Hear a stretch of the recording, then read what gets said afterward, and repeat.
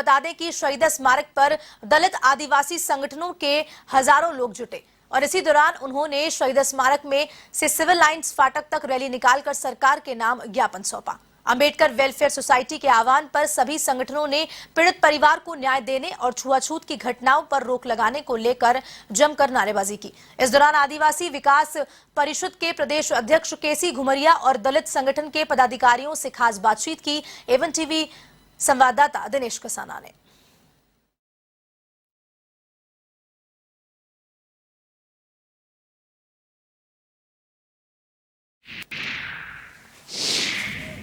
जालौर की घटना के विरोध में आज जयपुर में दलित और आदिवासी संगठन विरोध प्रदर्शन कर रहे हैं। शहीद स्मारक से सिविल लाइन फाटक तक रैली निकाली गई। हमारे साथ दलित आदिवासी संगठन के नेता हैं केसी घुमरिया जी हैं आदिवासी संगठन से।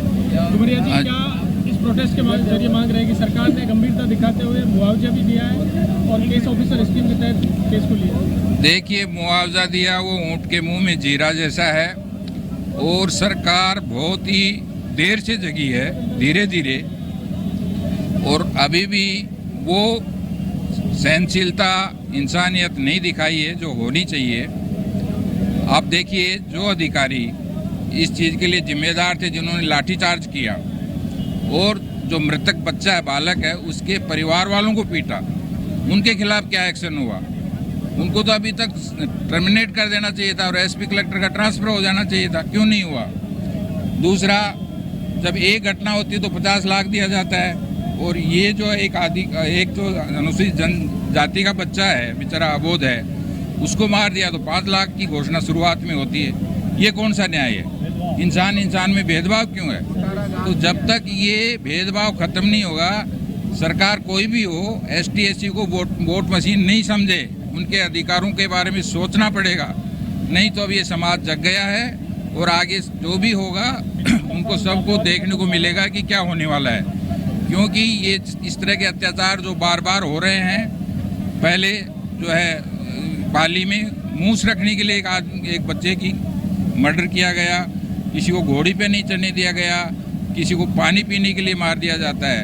अब एक तरफ तो हम आज़ादी का अमृत महोत्सव मना रहे हैं, हम बोलते हैं कि हम 9वीं आणविक शक्ति हैं वर्ल्ड की, हम बोलते हैं 5वीं अर्थव्यवस्था है, हम बोलते हैं हम चांद और मंगल पे जाने की तैयारी कर रहे हैं। अरे तुम तो इंसान को इंसान ही नहीं मानते। अभी कौन सी 75 साल बाद भी कहाँ जी रहे हो? बाबा साहब के सपनों का क्या हुआ? क्या अभी भी दलितों को, आदिवासियों को उनका हक मिला क्या? नहीं मिला। जगह जगह हत्याएं होती हैं, आदिवासियों की भी होती हैं और SC वर्ग की भी होती हैं। और जो रसूलदार आदमी हैं वो उसको दबा और देते हैं। अब आप देखिए, इसमें भी राजीनामा कर लिया था, FIR तक दर्ज नहीं होने दी।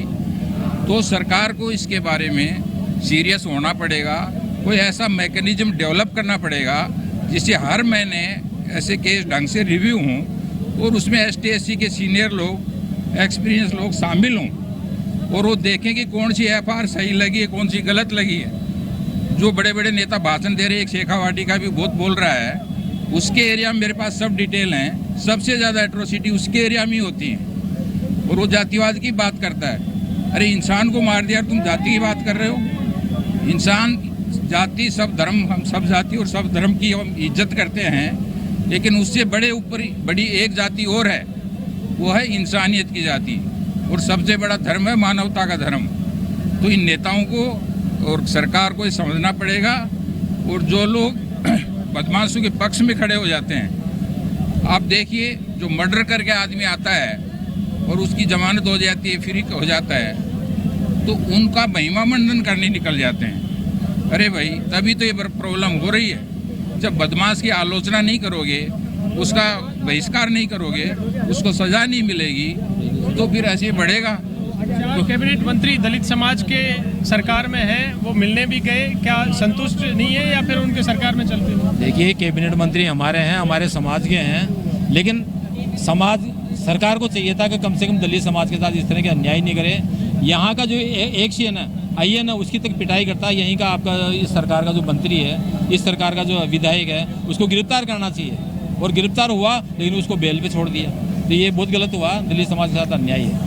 धन्यवाद। मैं रामशाही वर्मा। जालोर के साथ तमाम जो घटनाएं, चाहे धौलपुर में एक बिजली विभाग के इंजीनियर के साथ दलित समाज का इंजीनियर था, उसके साथ घटना हुई है, इन तमाम घटनाओं को लेकर दलित समाज में आक्रोश है। और आज दलित और आदिवासी संगठनों की मांग है कि छुआछूत, चूँकि आज देश में आज़ादी का अमृत महोत्सव मनाया जा रहा है और उस आज़ादी के अमृत महोत्सव में भी अगर 75 वर्ष बाद छुआछूत जैसी घटनाएं होंगी तो ये मानवता के लिए शर्मनाक है। ऐसे में सरकार को कठोर कार्रवाई करते हुए एक उदाहरण पेश करना चाहिए और ऐसे अपराधियों को कठोर सजा देनी चाहिए।